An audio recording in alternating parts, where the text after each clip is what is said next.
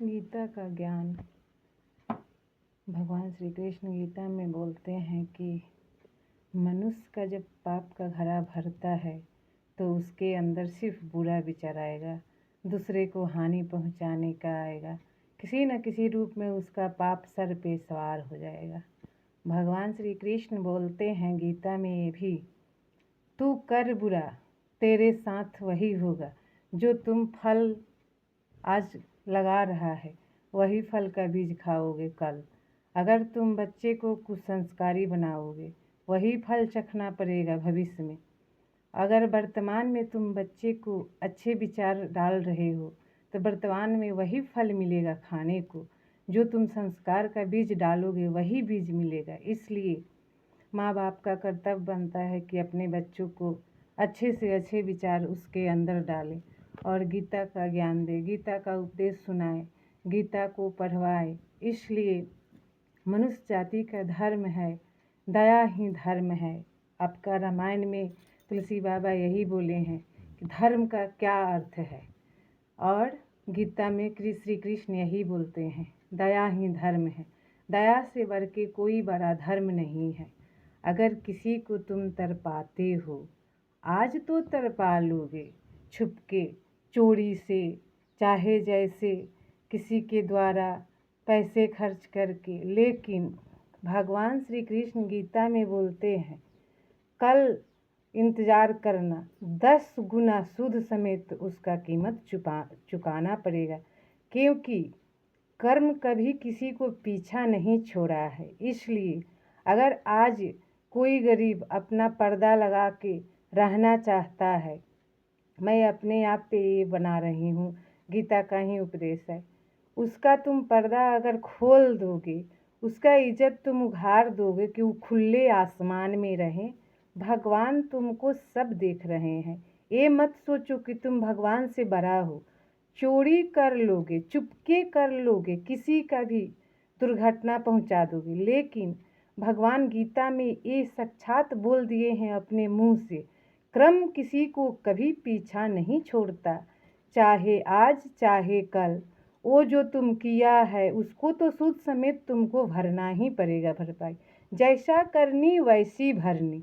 कोई भी सत्संग में सुनिएगा, कोई भी गीता पढ़ लीजिए, कोई भी कुरान पढ़ लीजिए, कोई भी पुराण, शिव पुराण, रामायण, गीता, महाभारत, कहीं भी कुछ भी वेद पुराण, कोई भी शास्त्र में आपका यही सार आएगा, दया ही धर्म है। अगर तुम मनुष्य हो के अगर मनुष्य का दर्द नहीं समझोगे तो भगवान सब तुम्हारा एक दिन जितना कर रहे हो उसको तो चुकाना ही पड़ेगा। भगवान के घर में तो देर होता है लेकिन अंधेर नहीं। बहुत से ऐसा आदमी है बोलता है पापी को भगवान भर दिए हैं, अधर्मी को दुख पहुंचाते हैं। हे भगवान, वो जो पाप कर रहा है उसको तो भगवान ही बोल रहे हैं और करो पाप, और करो पाप, और करो पाप। जिस दिन उसका कर्तव्य पूरा होगा उस दिन भगवान उसको फिर रिटर्न वापस देने लगते हैं। तब वो मनुष्य लोर चुआता है, दूसरे के सामने रोता है, गिड़गिड़ाता है, हम किसका क्या बिगाड़ दिए कि भगवान हमारे साथ बुरा कर रहे हैं।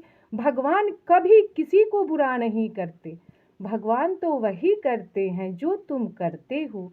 भगवान के घर में कांटा बराबर है सबके लिए, माँ बाप के दिल में प्रेम सबके लिए है। ऐसा नहीं है कि 4 बच्चा है तो एक के लिए ज़्यादा दया है, दया एक ही है। भले वो दिखावा करता है, किसी को ज़्यादा दे देता है धन दौलत, किसी को कम दे देता है। आपका गीता का ज्ञान उपदेश यही समझा रहा है, करोगे बुरा तो पाओगे बुरा, करोगे भला तो पाओगे भला।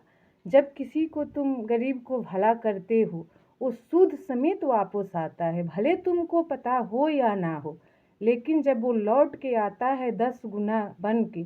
1 रुपया तुम किसी को अगर खर्च करते हो, किसी गरीब को, दया को, भूखे को खिलाते हो, भगवान तुमको उसको 20 गुना वापस देते हैं। इसलिए तुम इस चीज़ को एहसास करो कि भगवान तुमको ही मनुष्य क्यों बना के भेजे। बहुत सारा ये धरती में जीव जंतु है, कुत्ता को भगवान कुत्ता क्यों बनाए हैं, क्योंकि उसको भी अपना कर्म का फल भोगना पड़ रहा है।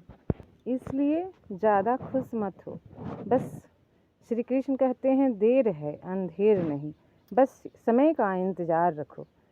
समय एक जैसा नहीं है, समय गोल चक्र है, घूमते रहता है। आज तुम्हारा है कल हमारा रहेगा।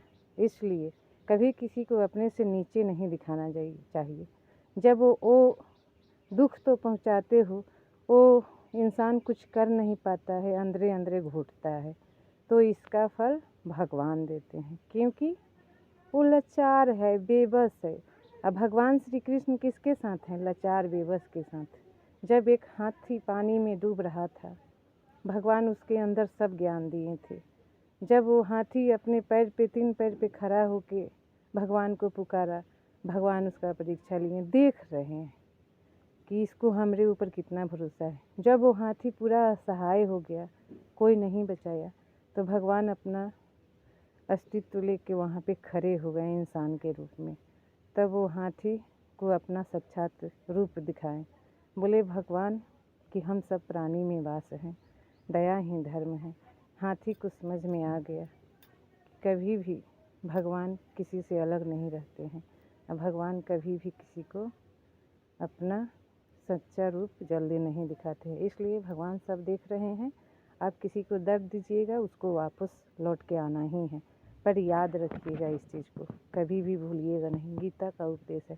भगवान श्री कृष्ण बोलते हैं गीता में, अगर तुम अन्याय कर रहे हो कर लो, या तो 11 दिन, 21 दिन, 1.25 महीना, 1.25 साल, 3 साल, 5 साल, जिस दिन तुम्हारा कर्म का फल पूरा होगा, शुद्ध समेत तुमको वापस भरना पड़ेगा। या तो तुमको कुपात्र पुत्र जन्म ले लेगा, या तो कुपात्र पुत्री जन्म ले लेगा। इसलिए जिस रूप में तुमको पाप का भुगतान करना पड़ेगा वो तो मिलेगा। कर्म कभी किसी को पीछा नहीं छोड़ा है। जब भगवान ब्रह्म थे, विष्णु के अवतार थे श्री रामचंद्र जी, जब उनको भोगना पड़ा इस पृथ्वी में आके, तो हम और आप क्या चीज़ हैं। इसलिए राजा दशरथ जी को भी भुगतना पड़ा था कर्म का फल। ओ मनुष्य, तुम याद रखना, अगर तुमको ज्ञान नहीं है तो गीता का एक बुक खरीद लो और उसको पढ़ो। मनुष्य ज़िंदगी का क्या है या मनुष्य ज़िंदगी जीने का अर्थ क्या है, आखिर में तुमको भगवान मनुष्य क्यों बनाए हैं, इस पर विश्लेषण करो, अमल करो, तब तुम किसी का बुरा नहीं करोगे। अच्छा है, भगवान श्री कृष्ण अपने मुख से बोल दिए हैं, करो पाप, जितना करना है कर लो। जिस दिन पाप का घड़ा भरेगा, 10 गुना सूद समेत तुमको वापस लौटाना पड़ेगा, याद रखो।